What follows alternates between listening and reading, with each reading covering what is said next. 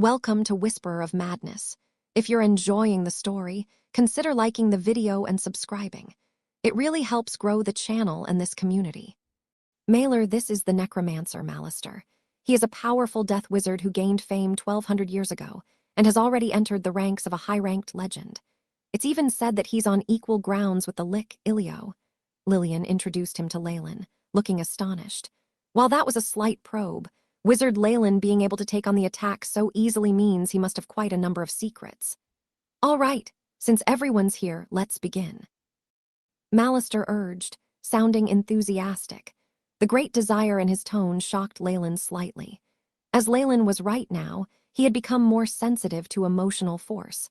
From the excitement of this old wizard coupled with the situation in the north, it was evident that they had huge plans. The reason we're gathered here is obviously for the eternity that gods have. Lillian spoke softly, sounding just as eager. Even if they were necromancers, legends like them who did not turn into liches or spirits could only live for at most a few thousand years. This was a stark difference from the mighty gods in the skies. As legends, they felt that they did not have any less talent or invest less effort than the gods did. The only thing they lost out in was that they were born too late, which meant they had no opportunities by then. In this situation, which legend would feel content with staring at the gods up high and in eternal glory? Basically, every single one of them had the ambition to ascend and become a god. While there were agreements between the legends on the continent as well as rules of churches or organizations, private gatherings like these still happened. After all, godly roles and positions were all accounted for. To successfully become a god, one or perhaps even a few had to be pulled down. Even if many legends were to gather, they could at most only beat up an avatar. The true forms of gods in their godly realms were practically invincible. Hence, it was necessary to wait for a battle between gods. Only when they began attacking each other did the legends have a single chance at obtaining divinity, god spark, or even a godly role. The legends all knew of this possibility, which was why they had gathered. I'm sure all of you know the situation with the North. The Weave Goddess and God of Justice have made a deal, so the decision to support Queen Illustrial in regaining her kingdom won't change. There'll definitely be a battle against the Orc gods. Based on my intel, other human gods aren't going to do much about this. Lillian now looked extremely zealous and ready to make a gamble. The Weave Goddess and God of Justice are greater gods, while the Orc god only has a greater god, Griumsh. However, he's supported by intermediate and lesser gods. The battle with the two greater gods will soon arrive, which will be an opportunity for us. Leyland finally knew why the legends had gathered here. They were counting on the gods getting injured in battle, which would give them the opportunity to obtain divinity or a divine spark. However, even the weakest true god was not something a legend could deal with. This was not much less difficult than pulling chestnuts out of fire. However, this matched well with Leyland's goal. Hence, his lips quirked in a smile. A good choice. Well then, may I know what your targets are? We obviously won't put any hope on the three greater gods. Wizard Malister is only interested in divinity and divine roles that have to do with death. He's only requesting the divine force amassed from the avatars as well as any divine weapons that might appear. Lillian did a brief explanation and then looked at him. How about Sire Leyland? Do you have any goals? Me. Leyland rubbed his nose. As I am now, I don't think I can ask for much. I'll go along with what you do. All I want is a trace of the divine force from a true god. For ordinary legends, that is a very good choice. Malister gave Leyland a long look. For most legends that wanted to become gods, they first needed to amass followers and faith, and then attempt at comprehending a law. By combining that with faith, divine force would be formed. It was a pity that this was the most difficult part. Even in the Magus world, Morning Star Magi could not get past the hurdle of laws. Only after becoming a rank 6 Breaking Dawn Magus, and after a soul became completely positive could one start to comprehend laws. In the world of gods, while there was the power of faith as a cheat, actually getting past the hurdle was very difficult. However, stealing a trace of divine force would be able to solve this problem, allowing one to get past the threshold of laws. This was a huge temptation for legends. Then, which god are you aiming for? Lillian asked. Probably Mailer. Leyland brought up the name of this unlucky person. This was one of the gods that had been mentioned in the discussions before. That matches up with our original plan. There aren't any conflicts either.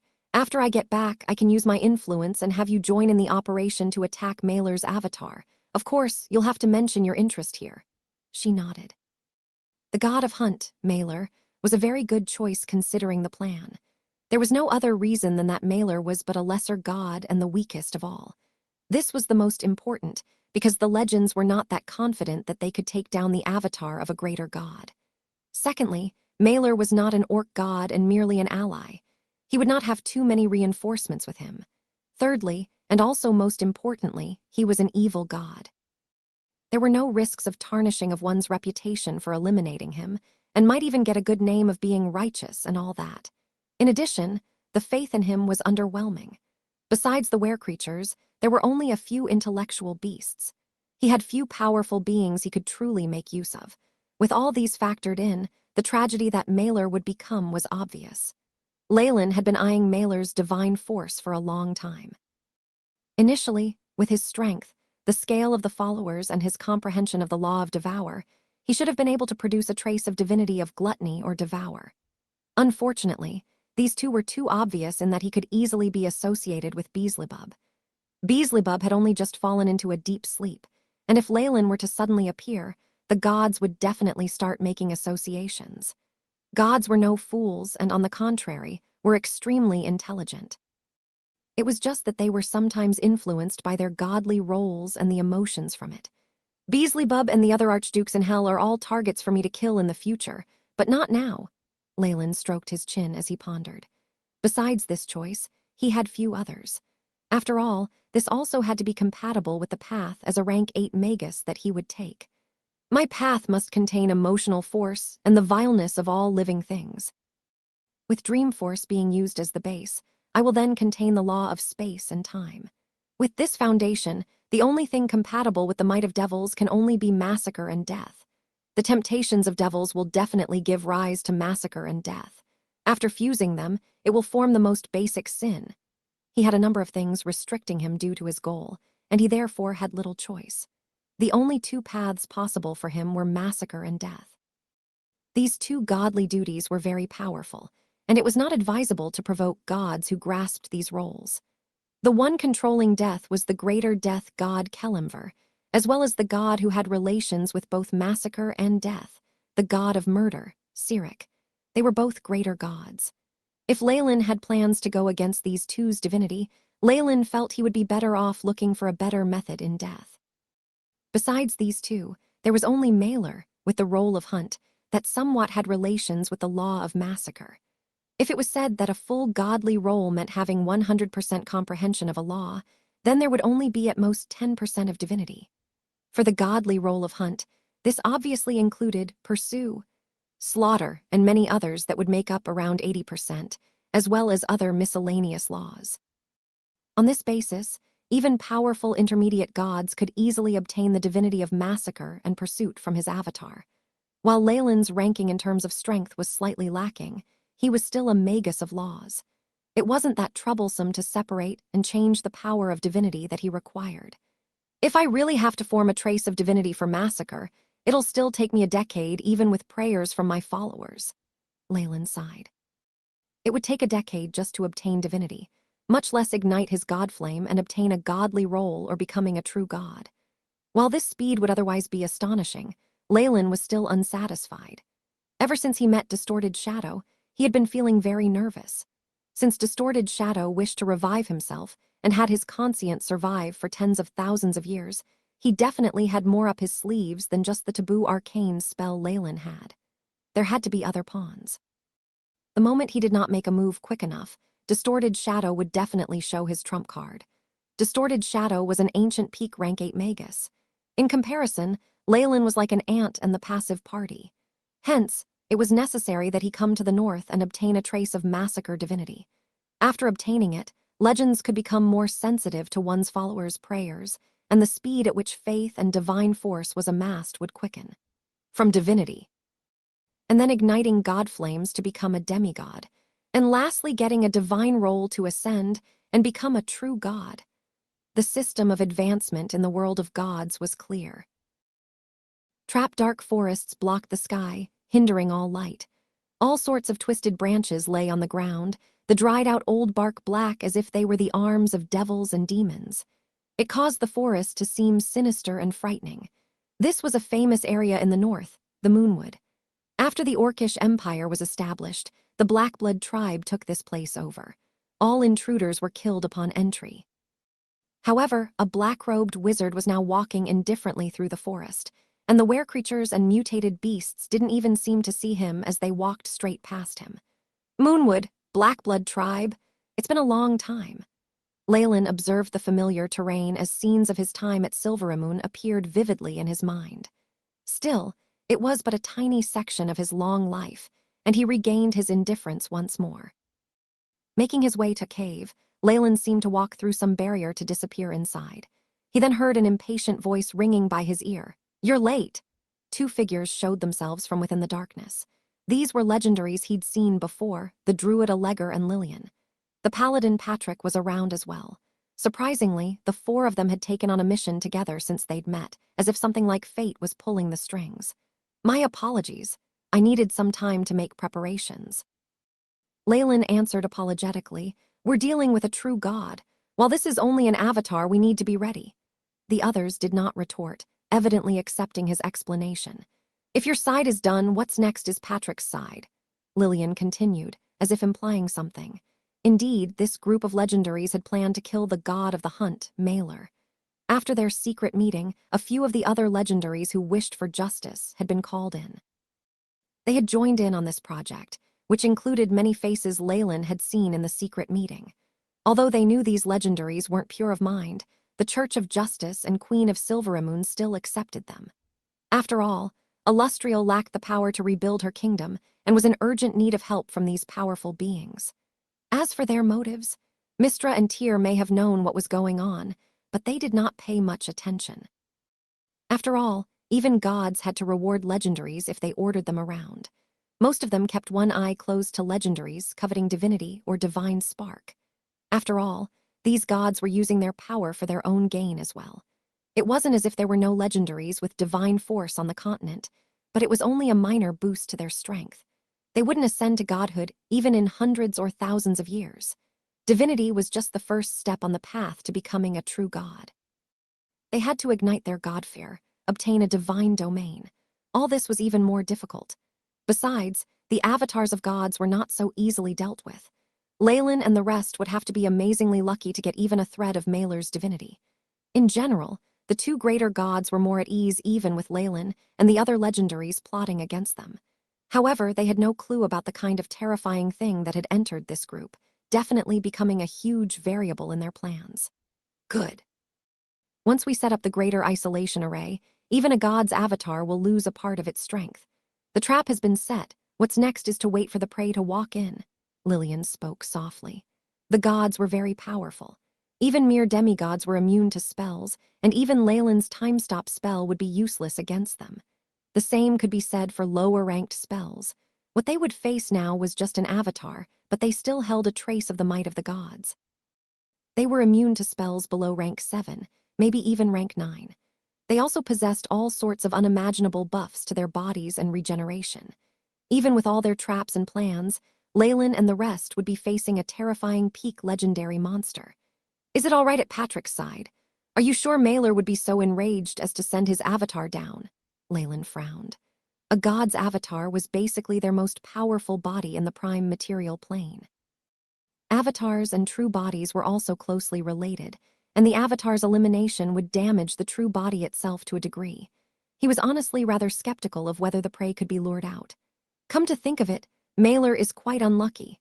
Legendaries like us are coveting his power, but on top of that, even the Church of Justice won't stand his existence. As a lesser god allied with the Orcish gods, Mailer was a huge target. Even without Lillian pushing for it, the Church of Justice had determined that he was to be eliminated. At the start of time, it was very common to weaken an opposing god through a battle of their avatars. Leyland had his eye on Mailer's divinity, so he naturally didn't hesitate to join in on this mission. Raphania was rather gratified, thinking that Leyland had separated himself from some sort of vulgar interests and made his mind up to join the mighty project of saving the North. There's no problem. The Blackblood tribe should be holding a legendary hunting ceremony right now to please Mailer. Records state that this ritual is very important to him. If it's interrupted, he will immediately become enraged. And if his followers and subordinates fail to find the person who caused this, then there's a large possibility of him sending his avatar down. Lillian did not hesitate when mentioning Mailer's name, not even trying to avoiding it. They now had two powerful greater gods on their side, which was enough to shield them from Mailer's senses. This would allow him to enter the trap without having his guard up. Roar, rumble. Meanwhile, large sounds and violent tremors could be felt through the boundaries. Even with the great distance and layers of weakening, there was still a huge ruckus in the cave. Leyland and the others immediately twitched. It's begun.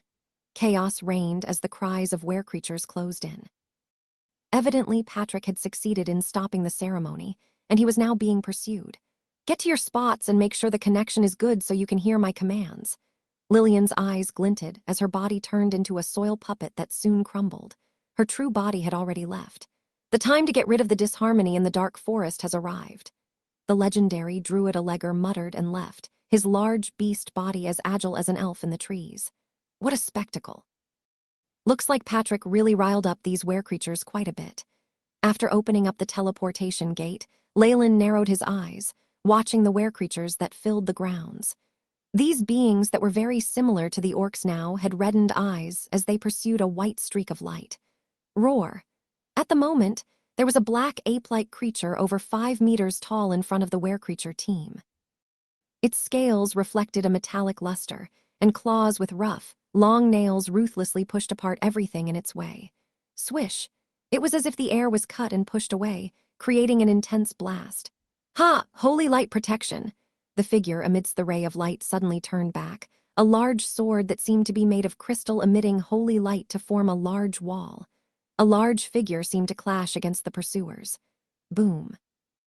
The trees and soil were shaved off, sending numerous weaker were-creatures flying. Making use of this opportunity, the paladin darted to Leyland's side and took a breath. Be careful, they're coming. You even lured out a legendary hunter. What did you do?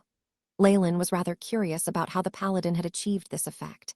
He instantly recognized that the monster following right behind the paladin in a crazed state was something mutated by Mailer, a guard of his divine kingdom. It was a hunter. Unlike the previous monsters, though, this one had already become legendary. Even Leyland himself would find it difficult to take this being down. Hee! I just stole all of the legendary blood that the Blackblood tribe has amassed. There's this too. The paladin Patrick tossed a large ape head away. This was obviously a legendary hunter as well. Seeing this, the were-creature soldiers grew more fervent in their pursuit. They roared as they pounced, like they'd seen a mortal enemy, which was the case anyway. Since the ceremony had been interrupted, Mailer was now enraged and had even devoured a few high-ranked priests. Those were people he usually liked a lot.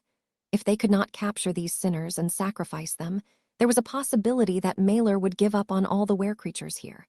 After all, what did anyone have to say to someone who was half a beast? If we wipe out all these soldiers, he'd probably send his avatar down, right? Leyland nodded in approval and then unhesitatingly cast a spell. Blazing rings of fire immediately lit up around him, causing the skies in this region to darken. Traces of red emerged from dark clouds as lava fell like raindrops. Legendary spell, Skyfure Rain. Bait * drip. Drip. Droplets of lava the size of human heads fell from the sky, bringing with them the burning power of fire.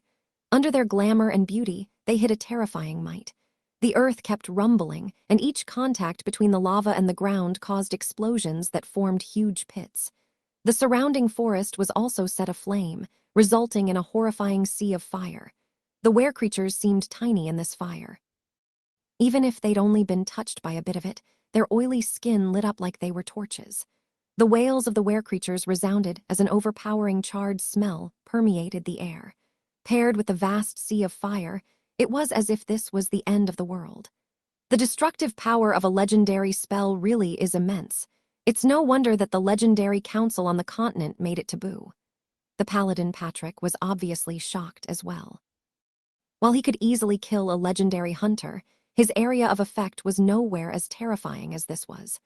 Thousands of were-creatures were burnt to ashes in a single attack, and many more suffered grievous burns.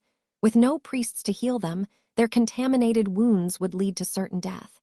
Now isn't the time to watch. Leyland pointed his finger. A few black figures that overcame the flames soon arrived before them.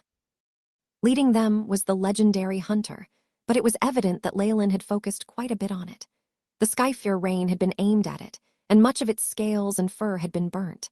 Bones were jutting out of some parts of its body, creating a terrifying sight. Behind the hunter were a few were-creatures who looked just as pitiful.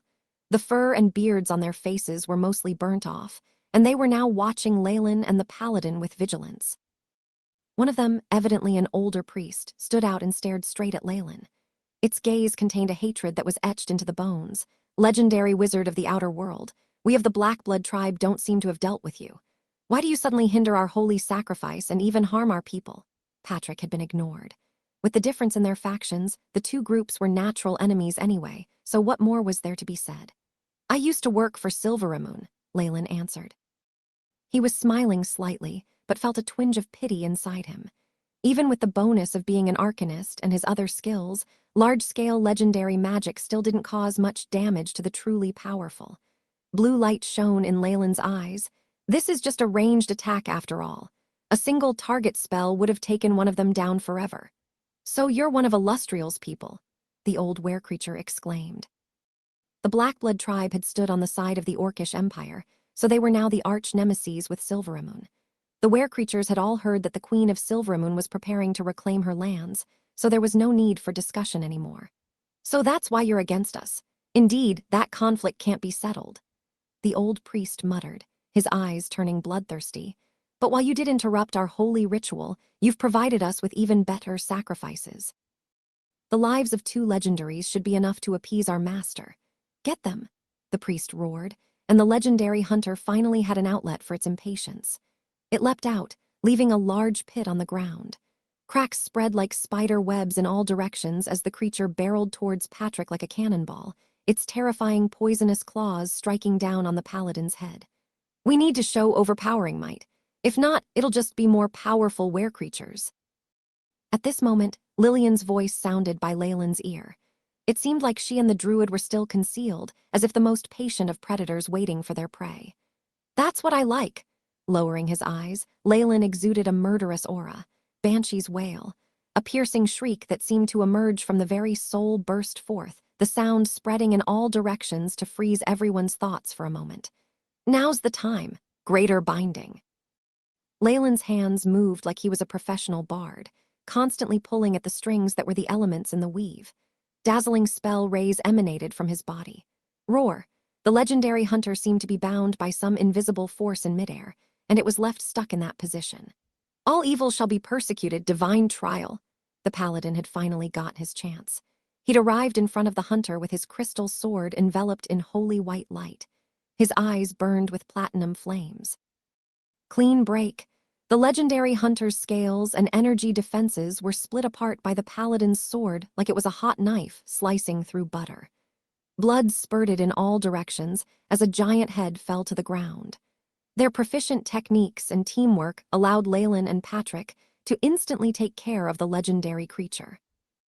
This amount of strength evidently surpassed the imaginations of the higher-ups amongst the were-creatures, and the legendary priest resolutely placed his hands in his bosom, as if about to pick out something. Beep. Based on energy undulations and judgment of shape, chances of opponent taking out sacrificial dagger are 99.99%. Divine force sacrifice will begin in 0.27s. The AI chip's robotic voice sounded, and the prediction caused Leyland to move quickly.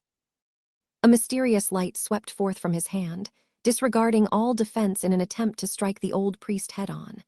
The priest stared at his hand blankly.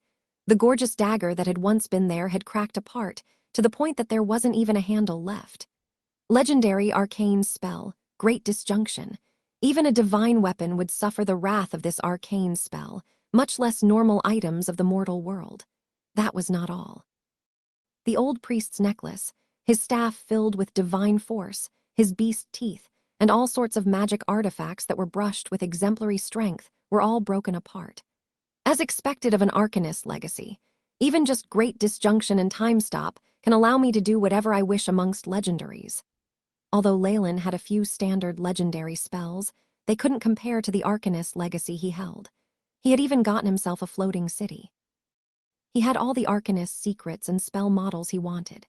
This strength, it wasn't just the were-creatures that were surprised by Leyland's strength. Even his allies in Patrick, Lillian, and Allegra were shocked in secret. How can he have so many high-ranked and legendary spell slots? Could he be a lover of the goddess of the weave? No, that's not it. There's another possibility. Arcane spells. Lillian's eyes burnt with fervor. His attainments in arcane spells far exceeds my expectations. It's already at an inconceivable level. As a legendary wizard, she too had performed research on arcane spells and obtained a few low-ranked arcane spell models. She definitely knew that this would allow her to cast more spells. It was a pity that there were few she had seen who had obtained and could use legendary arcane spells easily. They were all old freaks who had lived for thousands of years, none as young as Leyland. No wonder he advanced so quickly. So he's already grasped some secrets of the ancient Arcanists. Lillian pondered inside, thinking she'd unraveled Leyland's secrets. Leyland had expected this, though. He paid little mind to it, for the leak of information was intentional. After all, it wasn't taboo for legendary wizards to perform research on arcane arts, and he was just skirting the line slightly. The more strength he revealed, the more he could do. Why are you still standing there? Go! Like now, for instance. The dazed paladin listened to Leyland's commands subconsciously, charging towards the few remaining powerful were-creatures who were at a loss. Meteor explosion. Bigby's crushing hand. With the paladin attacking, Leyland used his terrifying control over spells and took care of the situation in an instant. By the end, Patrick's mind seemed to crash as he saw Leyland rendering the last of the were-creatures to dust. Such a violent yet refined method of battle, as well as that last fight, is even more crazy than a berserker. Is he really a wizard? Be prepared. Now's the true test. Leyland reminded him with a serious expression. The paladin turned grim as he glanced at the Blackblood tribe. A terrifying roar resounded in the area, containing great amounts of fury. Seeing so many of his subordinates dead, Mailer could no longer take it. He sent his avatar to take the stage. Mailer's avatar howls and roars echoed in the area. Many high-ranked were-creatures had gathered around a central altar in the Blackblood tribe's lands, chanting hymns of praise to Mailer. Group after group of high-ranked captives were slaughtered before the altar, their fresh blood dripping into the pool of blood at the center. Prior experience told these priests that a large-scale blood sacrifice would soothe the god of the hunt. He would even bestow great divine grace on them. Now, however, Mailer's fury did not cease. He only grew more violent with every blood sacrifice, like a distant cloud of volcanic ash brewing to its peak. A terrifying roar rang out, and an avatar rose abruptly from the altar. A powerful suppressive pressure originated from its soul, which made the priests prostrate themselves on the ground. They prayed for Mailer's fury to swiftly be quelled. It was a great pity that the god of the hunt did not listen to the prayers of his worshippers. More roars reverberated through the altar, and the blood pool rippled violently as if in a storm. It immediately engulfed the trembling captives and priests. "It's our Lord! Our Lord's avatar is about to descend." The other priests who had fortunately been spared from the wave fell to their knees in succession. They began to chant prayers to their god. A foot stepped out of the central altar at this moment, clad in golden fur. The atmosphere seemed to freeze in that moment, and the air was charged with a stifling and oppressive feeling. The golden figure slowly walked out into the full view of the worshippers. It was an enormous and powerful monster that stood over 10 meters tall, looking like a cross of man and ape. Its body was covered in swathes of scales and hair, and fierce claws grew from its hands. Its body glowed with a faint golden aura, making the enormous ape creature look like the darling of the entire world. It seemed to be in existence at the core of the world. This was an avatar of the lesser god of the hunt, the protector of hunters and were-creatures. It was an avatar of Mailer the Blackblood beast, completing its descent into the prime material plane. It possessed divine grace as boundless as the sea, divine might as stifling as a prison cell. All the were-creatures' minds froze, and their bodies acted mechanical in their loud chants of Mailer's name. Mailer's avatar did not pay the worshippers the slightest attention. After all, they were all like ants to him. With a divine domain in hunting, he easily obtained news of his prey from the undulations in the atmosphere. Whoosh! Mailer's figure disappeared in a flash, chasing after those hateful and lowborn thieves who had disturbed the legendary blood sacrifice. He had already decided to tear out the souls of these blasphemers and have them wail in terror for 1,000 years within his divine kingdom. It's coming. Even from such a great distance, I can feel its might. As expected of a true god, Leyland was inwardly apprehensive about Mailer's power, but this was only an avatar after all. However, Mailer's true body is equal to a rank 7 Magus. I can still take this on. I wonder what power he could show if we fought within his divine kingdom. Leyland's eyes were filled with expectation. I discovered Mailer's avatar. It's heading our way right now. The epic isolation matrix is working well. It won't be a problem no matter how much energy it has to contain. Lillian's voice floated over to him. He could sense the anxiety in her voice. They were about to battle a god after all. Only legendary mortals could accomplish such a magnificent feat as slaying a god. Right at that moment, the AI chip flashed a prompt in a blood-red window, mapping out several exit routes. Beep. Powerful energy undulations are approaching this location at high speed. Danger level is extremely high. Suggestion: leave the vicinity immediately. He's fast. Leyland's eyes narrowed as he caught a glimpse of the monstrous golden figure. No, when did it get here? Fortunately, he had heeded the AI chip's prompt and dodged into safety. In the end, he had only escaped the beast's claws by a hair's breadth. While he dodged, the layers of mage armor on Leyland's body immediately collapsed. It was clear that the beast's claws had also launched a wind attack, and even mage armor II could not withstand the beast's power. Terrifying. Is this the power of a god's avatar? At the very least, it has the strength of a peak-breaking dawn. After Leyland regained his senses, he found out that he had already retreated by several hundred meters. Patrick himself stood a distance away from him, miserable with his face incomparably white. The paladin had lost an arm, and fresh blood poured out of the injury.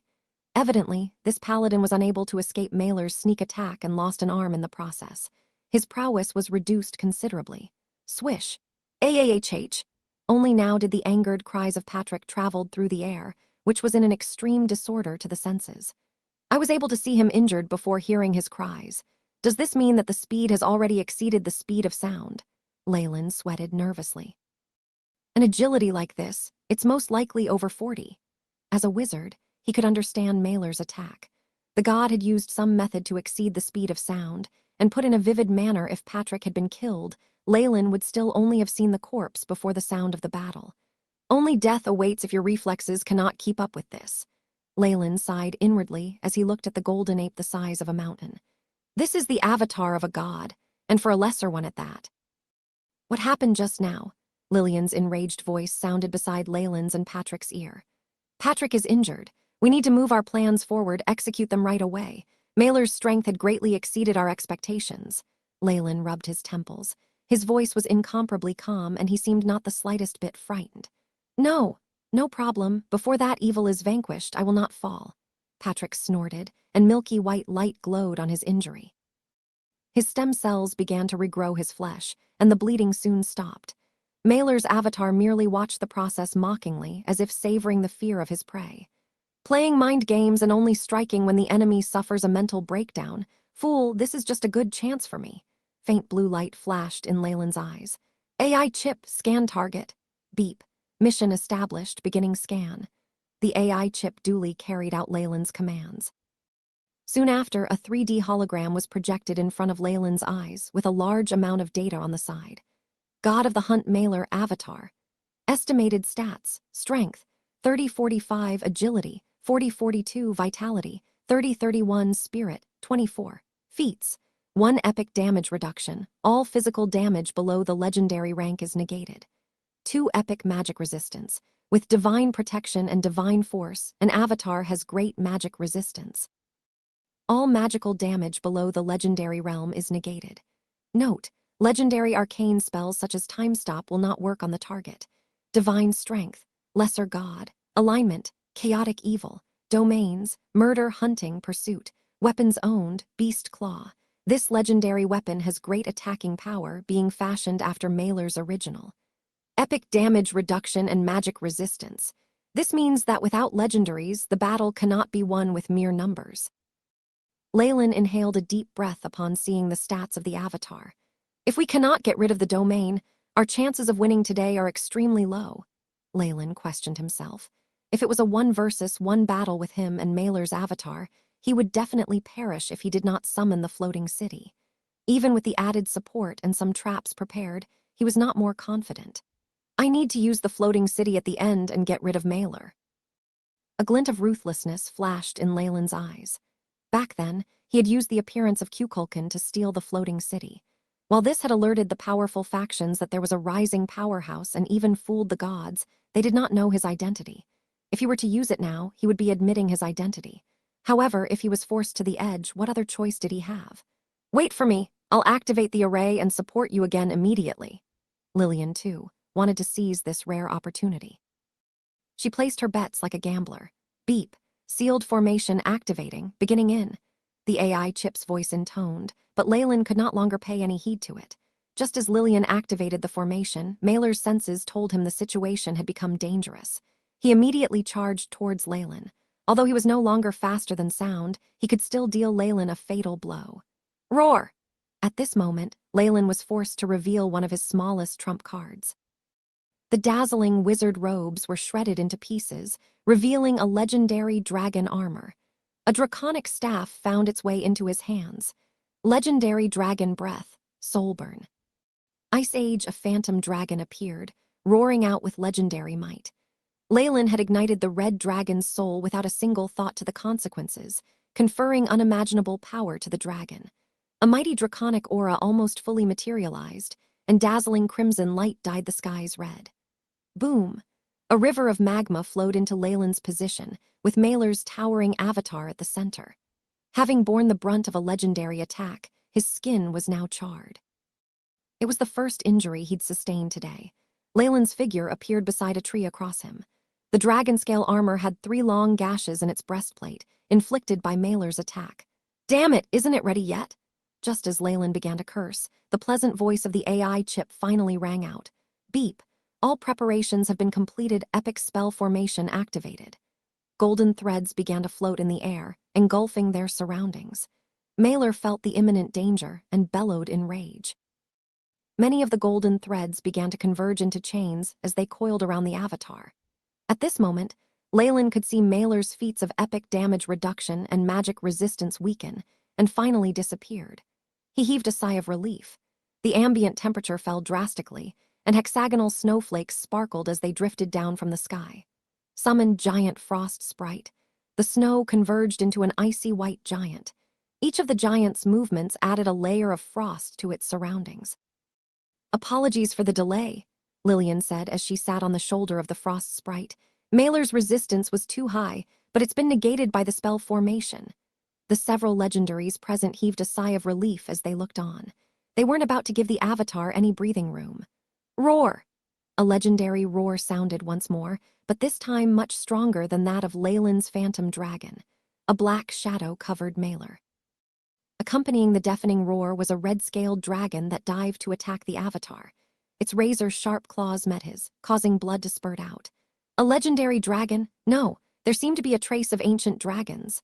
Ahead of Leyland was a legendary dragon. An ancient aura radiated from its body, and its dazzling crimson scales glowed like mesmerizing rubies. Well done, Alleger. Lillian's eyes widened as she charged forward with her frost sprite. Alleger, the druid. So this is legendary transfiguration. The crimson dragon seemed incomparably authentic to Leyland's eyes. Nobody would have been able to tell that it was a druid. Mailer's speed had been reduced by the frost sprite, and he'd suffered from the melee against the dragon.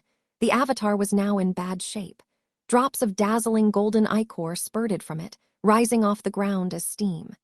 Die! Patrick seized the opportunity, and radiant light shone from behind his body. A holy figure appeared, restoring him to full strength immediately and wreathing his crystal sword in flames. Schlick! The holy sword stabbed into the avatar's thigh, almost breaking the bone. Mailer, who had suffered some injuries, howled loudly. "Ah! Tyr, you deformed thing. I'll never let you get away with this." Tyr struck as well. Leyland turned to the holy figure behind Patrick with some apprehension. It was obvious that a hand was missing from his body, and legend had it that the god of justice had been injured while trying to seal Cerberus. Avatars are indeed the best counter to their kind. I should be more cautious of them in the future. Leyland lowered his head slightly as he gripped tightly onto an ancient purple gold coin. Arg! The injury to the thigh caused a lasting effect on Mailer's body. His damage resistance had dropped, and even his hair charred. It made him look miserable. Having been pushed to the edge, Mailer finally decided to use his other powers. All this while he'd only engaged in melee, but how could a god not have any spells at hand? After one last roar, the avatar disappeared into the void. Neither the dragon, the frost sprite, or the paladin could detect any traces of him. Is this absolute stealth? It's rumored to be the most powerful stealth technique for rogues. Leyland turned serious. This skill allowed his opponent to completely conceal himself and rendered him immune to all attacks. However, the body was still in the prime material plane, and he could launch a sneak attack at any time. It was worthy of being called the ultimate rogue skill. Be careful, he's still inside the array. These legendaries weren't less experienced than Leyland himself. After all, they'd reached this peak from a mountain of bloody corpses. Once Mailer's avatar disappeared, the other legendaries immediately began to attack as a defensive measure. It was a pity, though. It was all a child's game against the god of the hunt. Just as Patrick had sheathed his sword, the enormous figure of Mailer's avatar appeared before him. A shadow sprung forth from his terrifyingly omnipotent body, engulfing the paladin completely. Help! Save me! The other three legendaries all understood the importance of working together, and even Leyland began to act.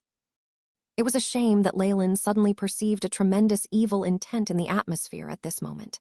He immediately activated all the defenses of his dragon-scale armor, and the red dragon staff thundered as it launched a dragon breath in the danger's direction. Ah! A momentary hiss sounded, and an illusory shadow seemed to disappear in a blazing tower of flames. This must be. When did they prepare a phantasmal killer? Leyland began to think at lightning speed. This was the advantage of being a god. Even such a high-ranked skill could be used as long as one had sufficient divine force. Get lost, you abomination! Lillian and Allegra had also been blocked by phantasmal killers and were both delayed from acting. In this short span of time, Patrick's fate had been sealed. Ah, chaotic evil, why can't you disappear from this world? Before death had its grasp on him, Patrick displayed his peak legendary strength. The burning crystal sword widened in a flash, immediately becoming a broadsword that was over 5 meters long. It clashed fiercely with the bestial claws of Mailer's avatar, who radiated divine force even more fiercely. Mailer seemed to be on the verge of possessing the paladin. Snap! Crack! Faint shattering sounded from the points where the claws clashed with the sword.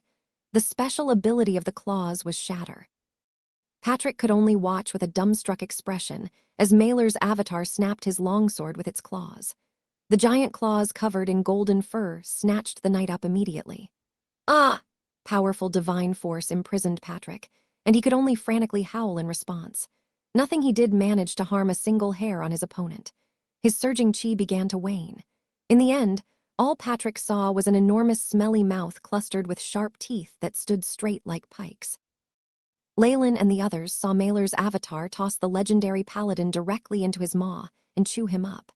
Patrick's defenses were useless against Mailer's teeth, and a crunching sound made everyone's hair stand on end as a great amount of blood and bones fell from the corner of Mailer's mouth, trickling down his fur.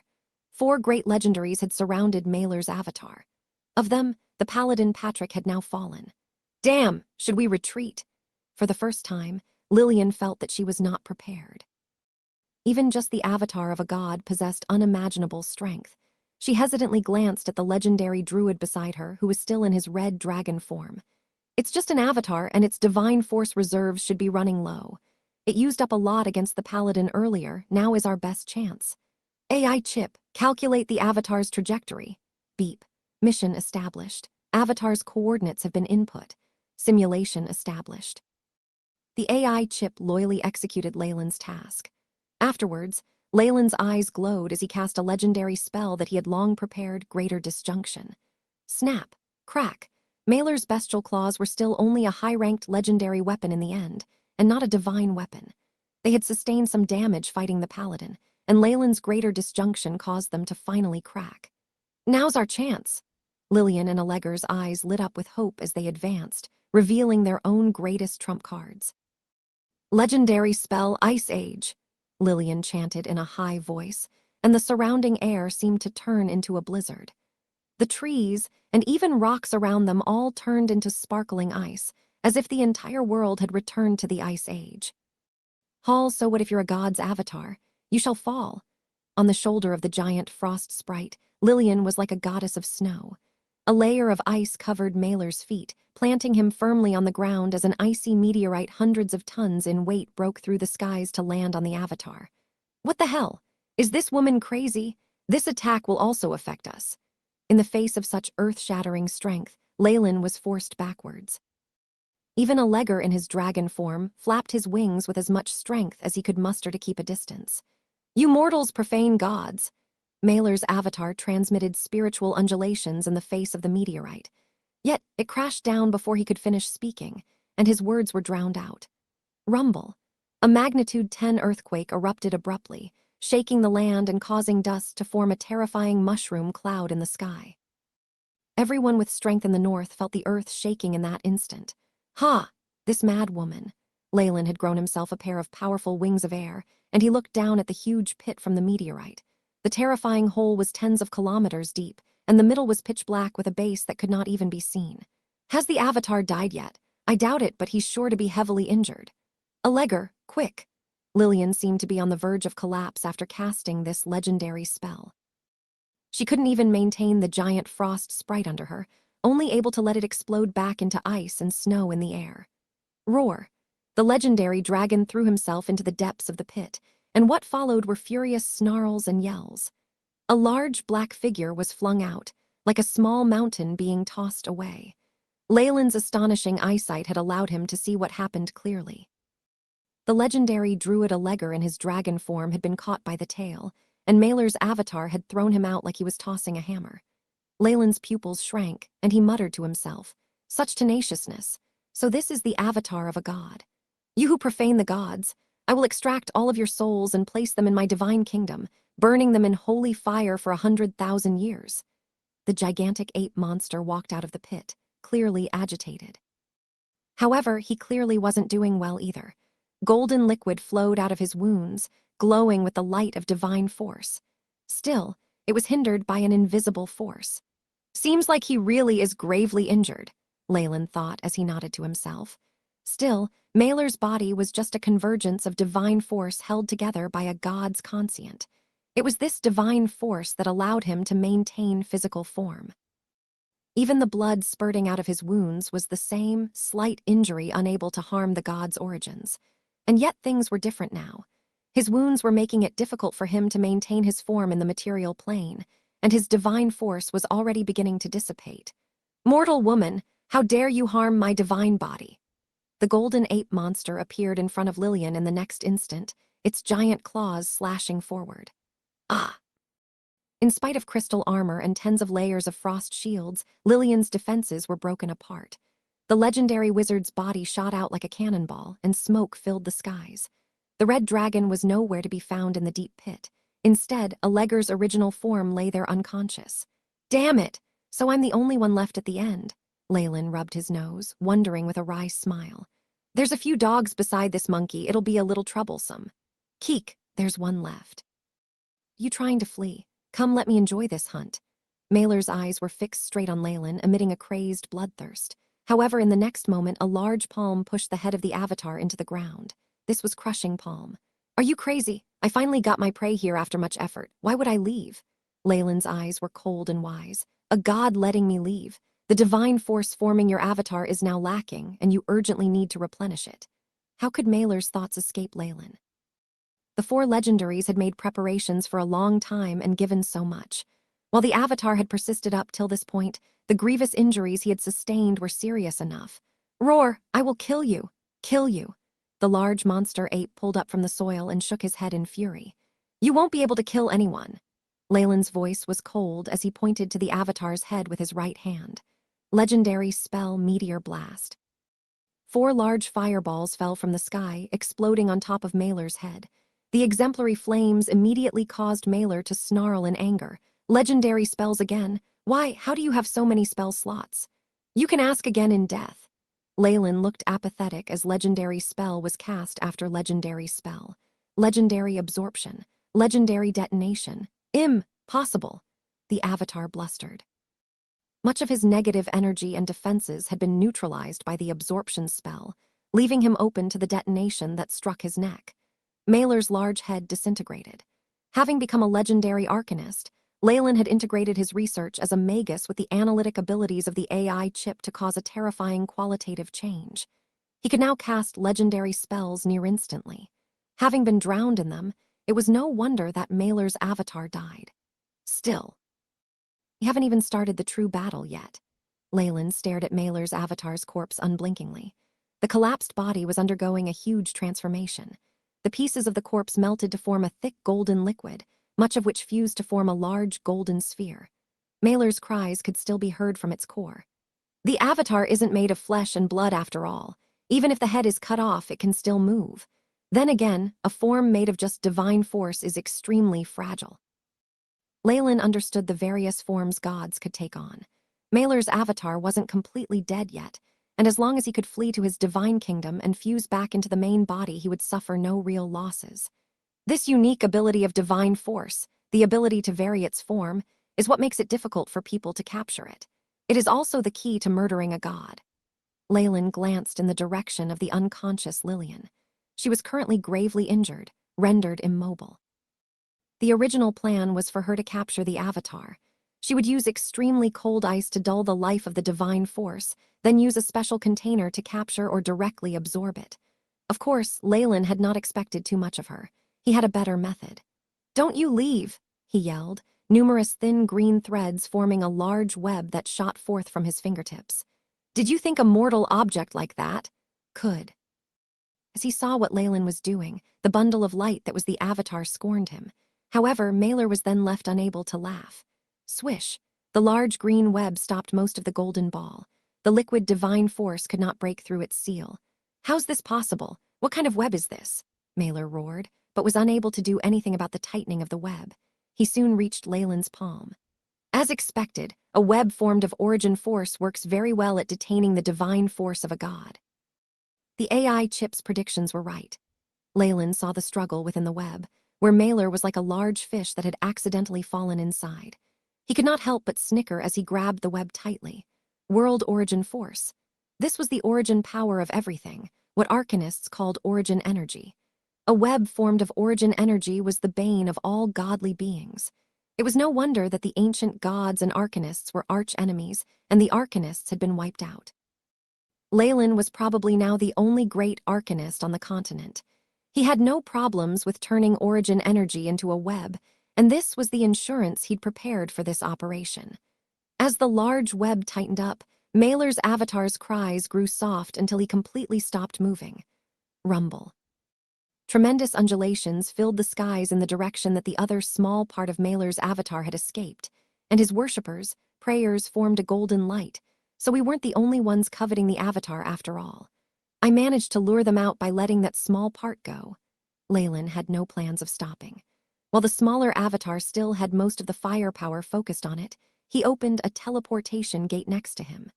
"Please wait, Lord Leyland." Numerous figures shot over at this moment, all with powerful divine force on their bodies. This was a group of legendary priests. They were led by Benedict, the bishop of the Church of Justice. "Retreat, that belonging to mortals shall go to mortals.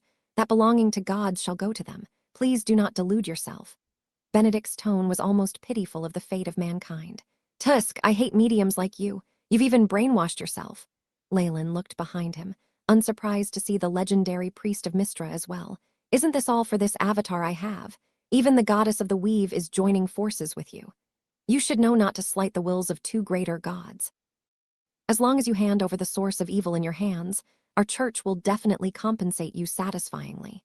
Benedict now had a merciful look in his eyes, as if he was saving the world. What a joke that was. Would Mistra or Tyr hand over a portion of divinity in exchange for the avatar?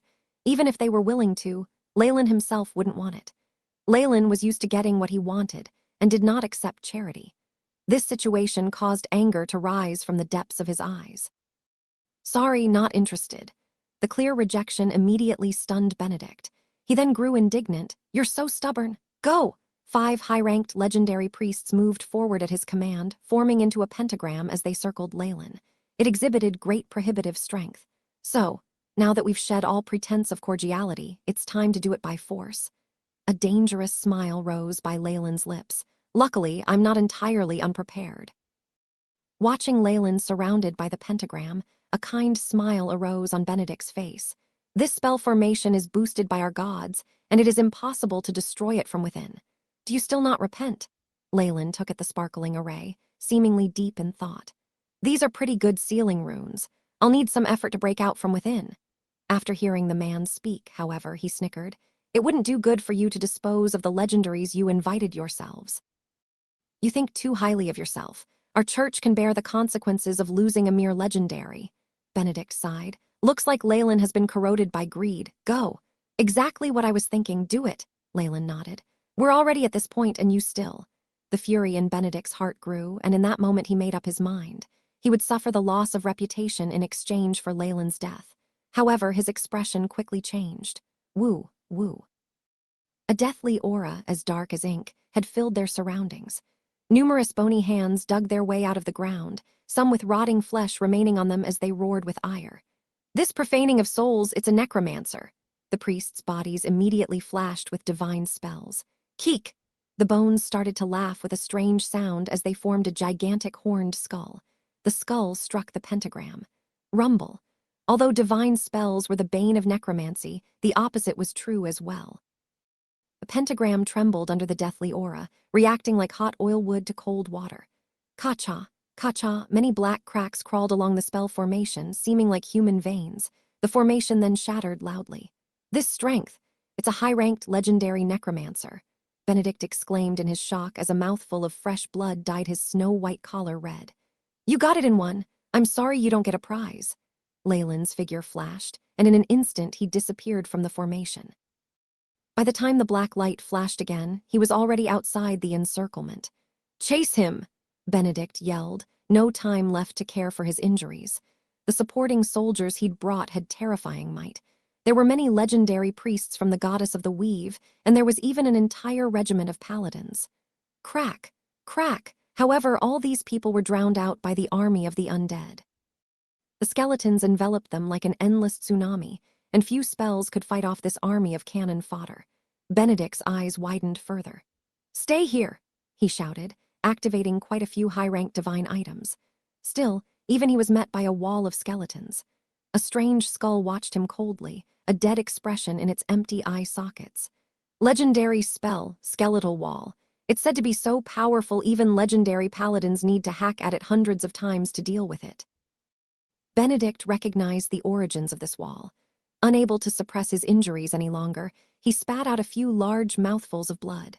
He rejected attempts to help him along, now looking like a ravenous wolf in winter. A high-ranked legendary necromancer. Use this to identify and trace him. Although he said that, Benedict knew full well that powerful necromancer had very long lives. Some even just turned into liches, and it was unclear how many of them were hiding in the corners of the world. It would be a mere fantasy if one wanted to determine the identity of this one. Besides, with how things were, what was the point even if they did find out? Damn it! Damn it! At the end, the bishop could only let out an angry growl like that of an injured animal, unable to do anything more. In a different location. The little bit of Mailer's avatar that Leyland had deliberately let off streaked through the skies like a shooting star, breaking through a few seals to reach the outer planes. However, just as it was about to return to his true body in his divine kingdom, the beast wasteland, he was suddenly grasped by a palm. It continued to snarl, evidently frantic as if in peril. Divine force rippled forth, but dissipated like a cool breeze in front of the hand. Quiet! Discontent voice sounded, seeming to carry with it the power of laws.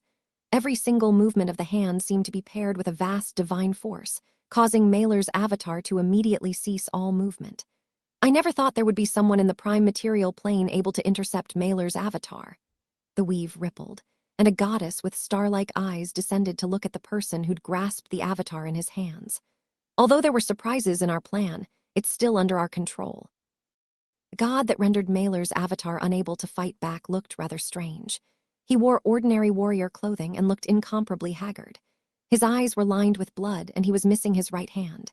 He looked like an old veteran whose will was still strong. However, he'd still managed to grab Mailer's slime-like avatar with his remaining one. The avatar was completely unable to move. This was Tyr, the greater god of justice and the protector of all paladins. "All right, Mistress Weave. Let us see to Mailer."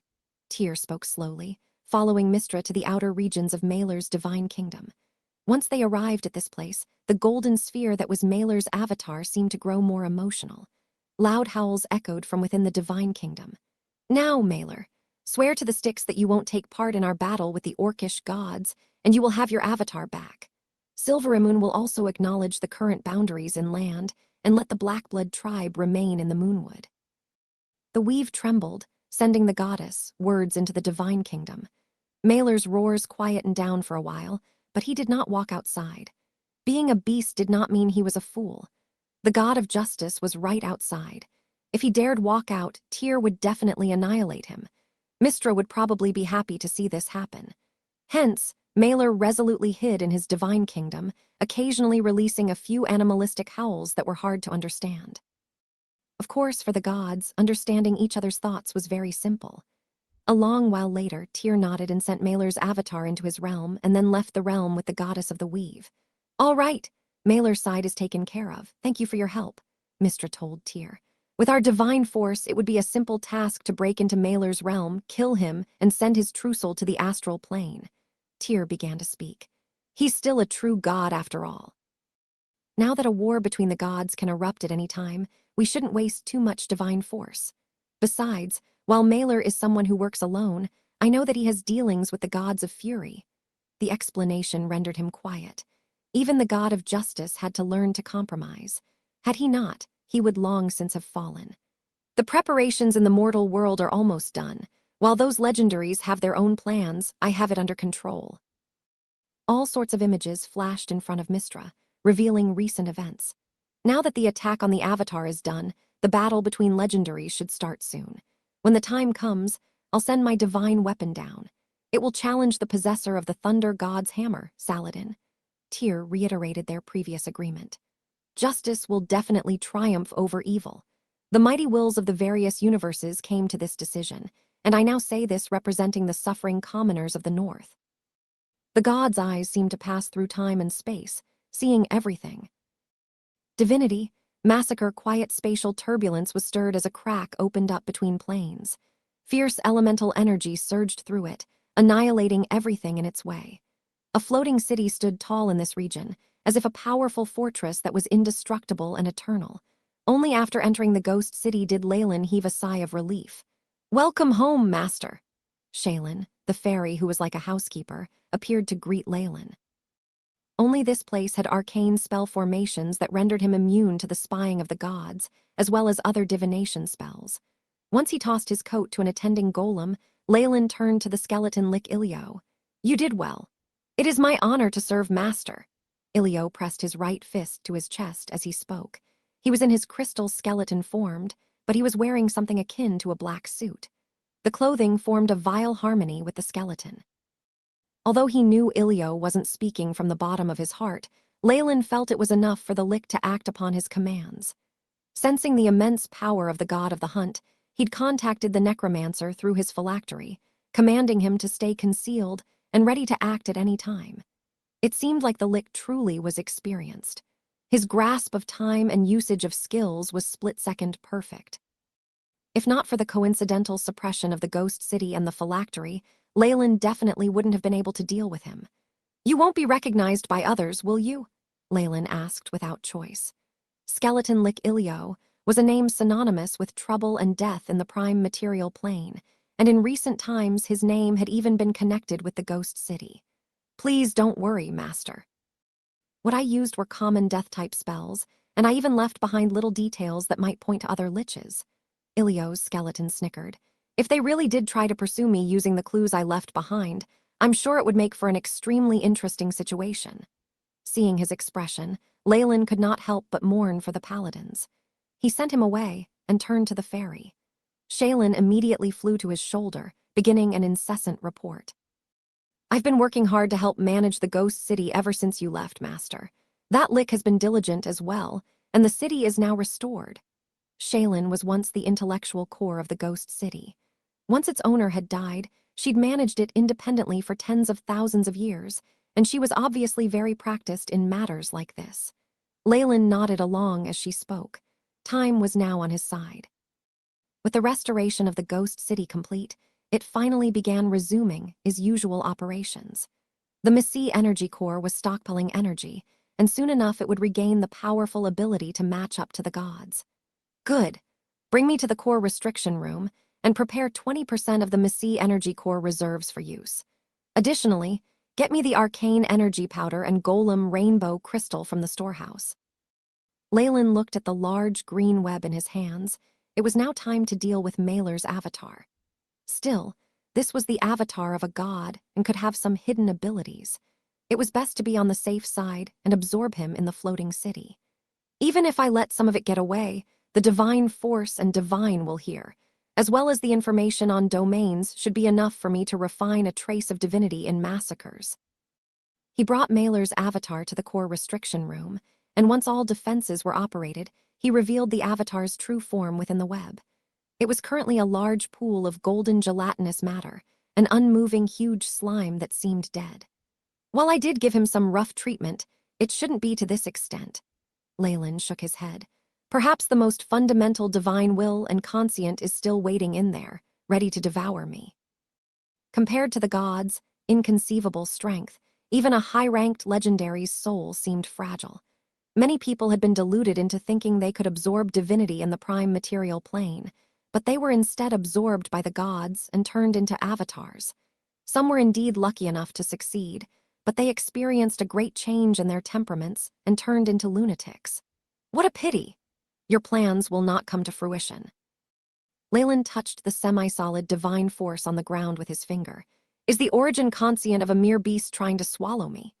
In the instant that Leyland's mind and the avatar's conscient made contact, the image of a terrifying giant serpent flashed in Leyland's eyes. Having absorbed the power of the nightmare-absorbing physique, the Targaryen seemed to have reached a more inconceivable level. It even seemed to echo within the world of gods, and its strength continued to grow. Sensing this conscient, the pile of slime quickly shrunk back. Yet Shaylin was prepared and restrained it, leaving it with nowhere to go. Leyland took hold of it, and powerful devouring strength exploded forth from his body. It has begun. Leyland closed his eyes, beginning the contest between their conscience and the transformation of divinity. There was little to say about the battle between conscience. Mailer's avatar couldn't even begin to resist the Targaryen before it was devoured, and he even leaked some information about divine domains. When Leyland opened his eyes again, a trace of dark gold divine force twined around his arm. Is this the power of the divinity of massacres? Leyland looked at the divinity of massacres, which seemed as thin as a hair on one's head. Sounds of slaughter filled his senses the moment his thoughts made contact with it, causing his eyes to redden slightly. This thread of the divinity of massacres contains about 10% of the law of massacres. There's a great amount of divinity, as well as the power of faith from Mailer's followers. Leyland identified the components of the thread. Divinity was very important to gods, and even true gods would take some time to recover after a portion of their divinity was cut off. Mailer had lost most of his avatar, so he would likely be in a terrible state right now. Stepping into the realm of the gods using the power of massacres, I like it. Leyland laughed slightly. A thread of the divinity pounced forward, fusing with his body seamlessly.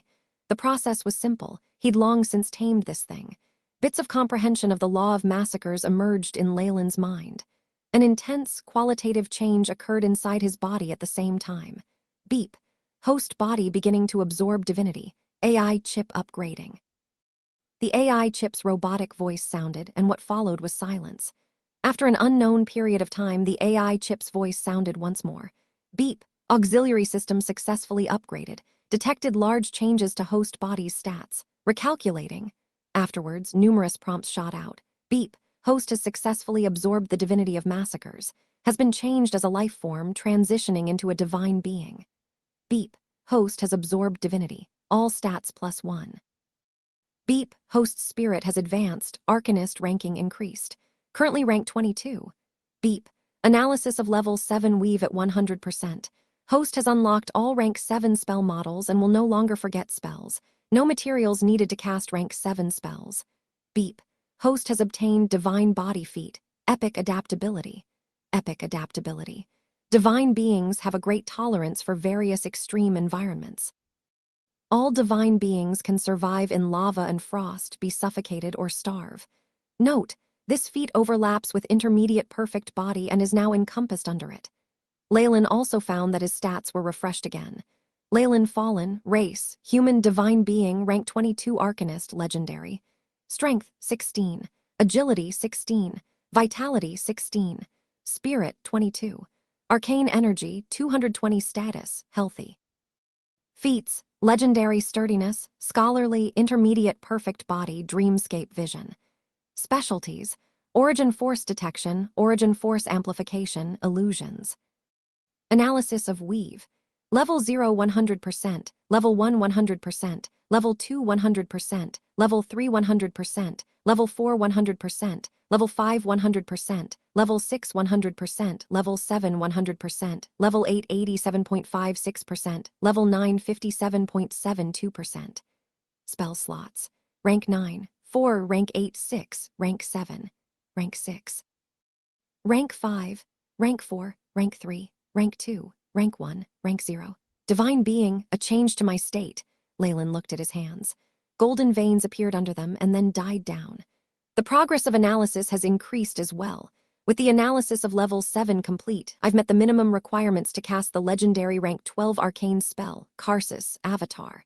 Leyland recalled the powerful model that Distorted Shadow had given to him. It was a terrifying arcane spell that would release all the conscience of the ancient magi, and could steal all of Mystra's strength in an instant and cause her to fall. If this was in the past, Distorted Shadow would definitely have appeared and used all sorts of methods to distort my senses, forcing me to become arch-enemies with the goddess of the weave, and then make his move. A smirk rose about Leyland's lips.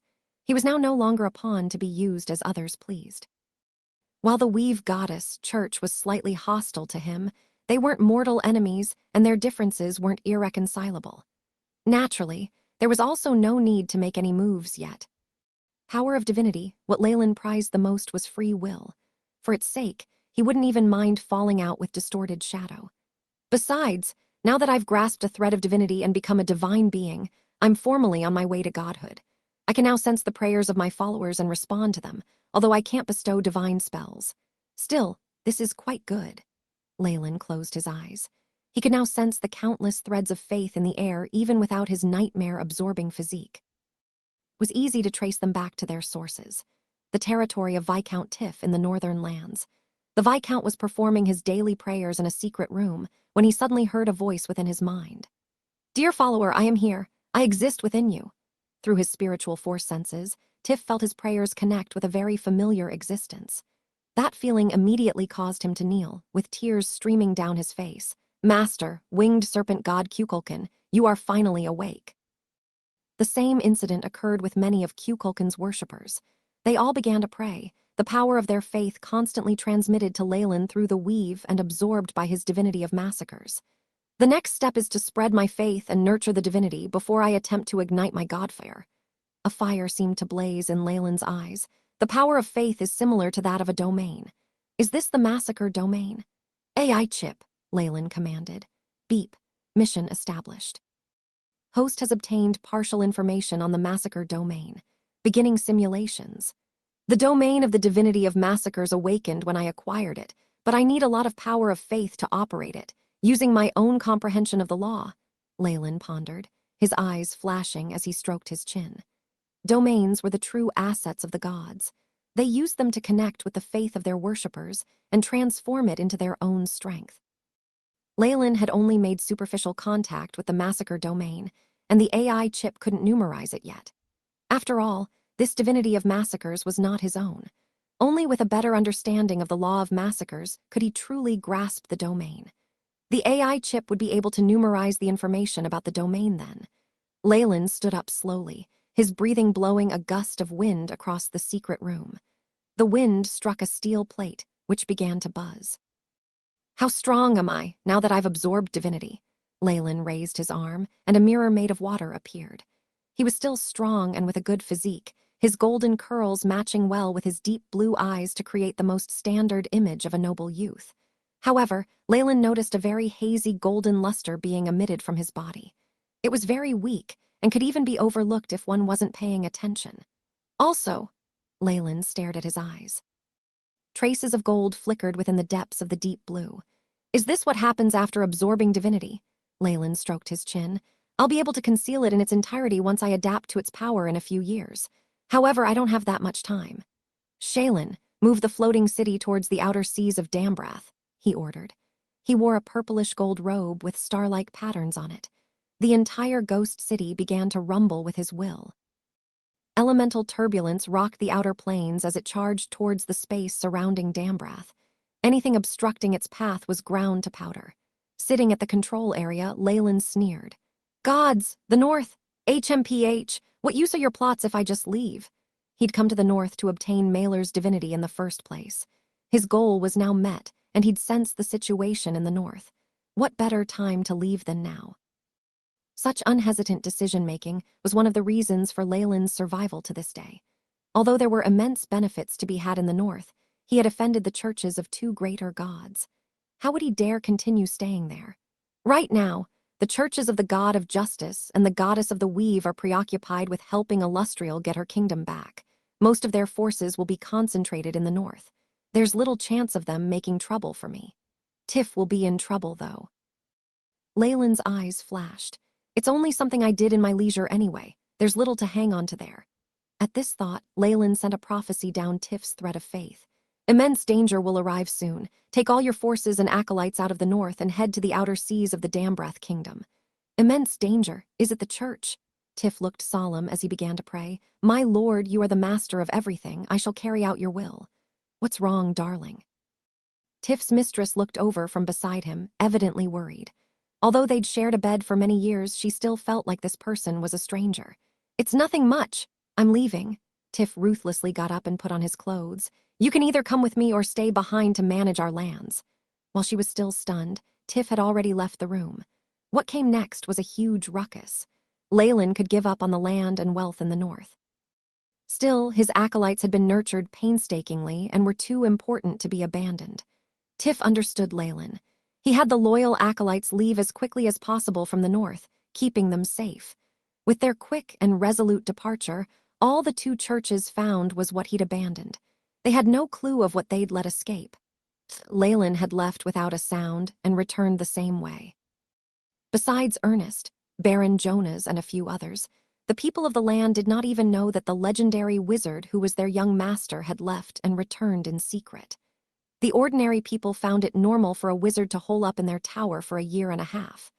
Once he greeted his parents and mentor, Leyland had no plans to care for the land.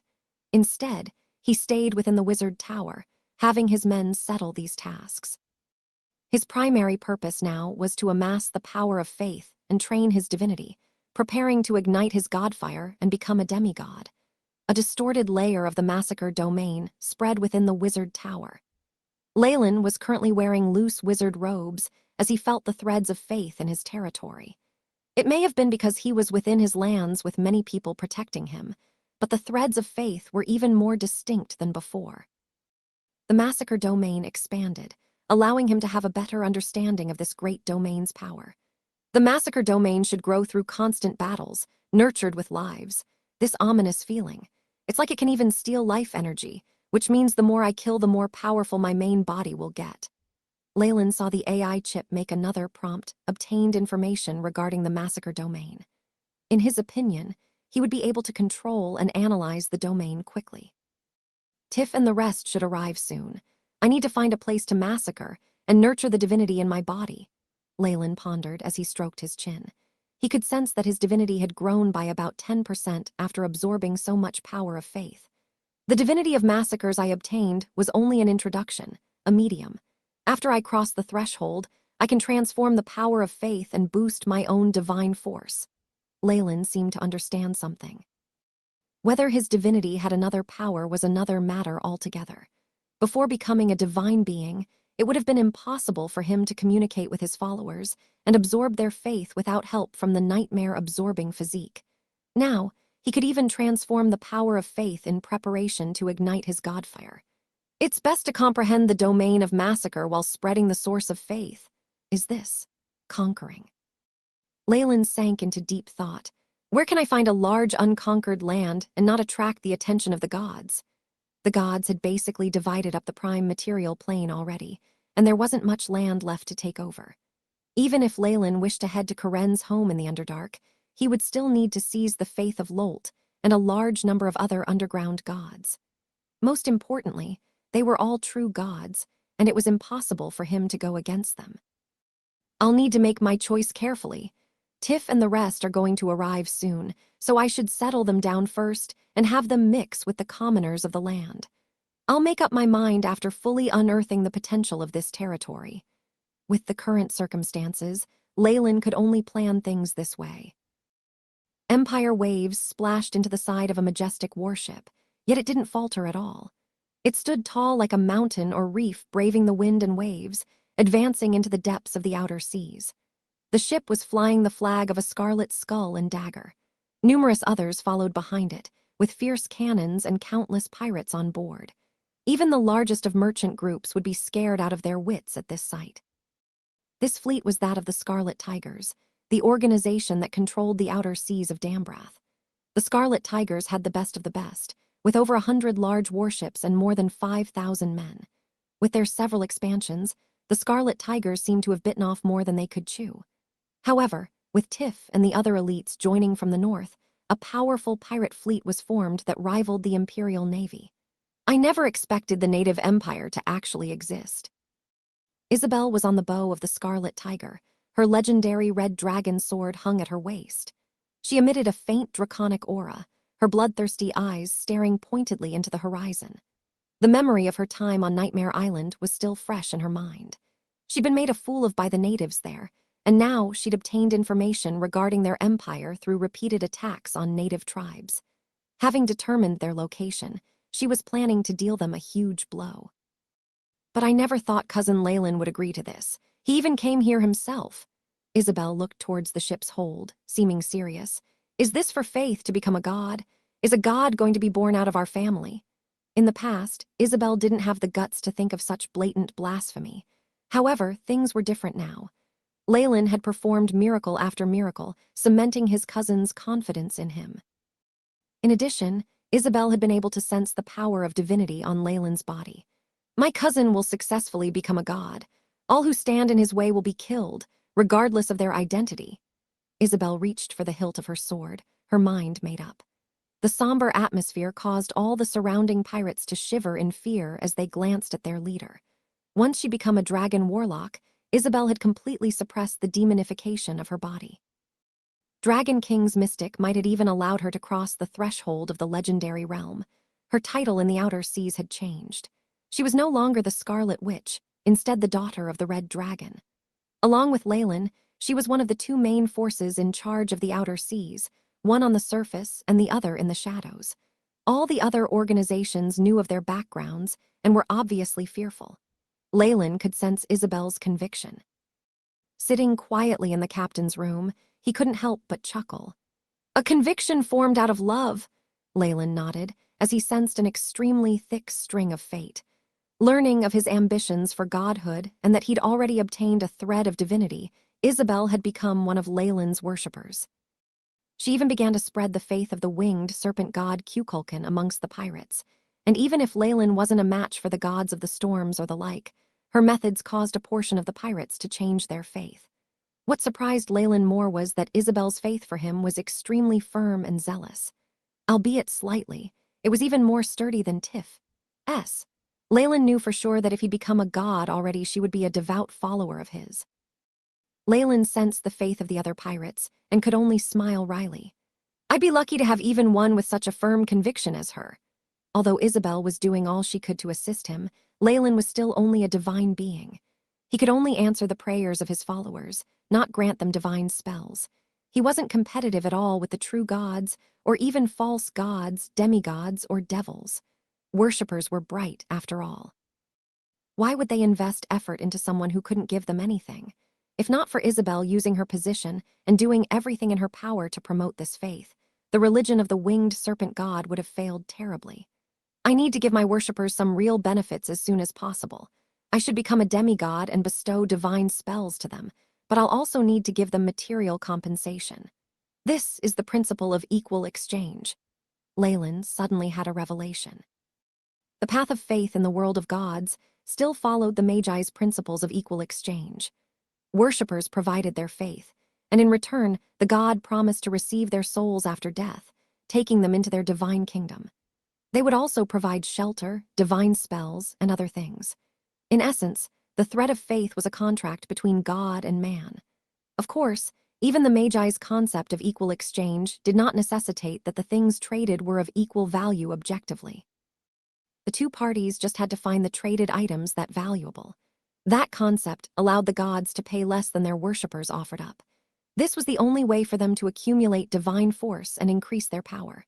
Sadly, these days the churches were growing more competitive. The gods had to give in greater amounts to obtain more and better followers. This internal competition caused wasteful consumption of divine force. On top of that, there were devils and demons stealing their food. This is the sorrow of the gods. As their foundations are with the mortals, they can never abandon the faith in the prime material plane. Gods whose faith has been lost will gradually die out, and their eternity is but an unrealistic rosy view, Leyland sighed. Although this path was powerful, it was so limiting it wasn't worth him immersing himself in it. This body was only a clone, while the original walked the path of the ancient warlocks. This had never changed. That was strength that truly belonged to him, and Leyland knew this very well. Of course, the path of faith was the most compatible with the rules of the world of gods, and there were many areas of it he could learn from.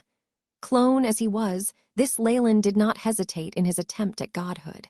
After pondering the contract between gods and humans, Leyland focused on other matters.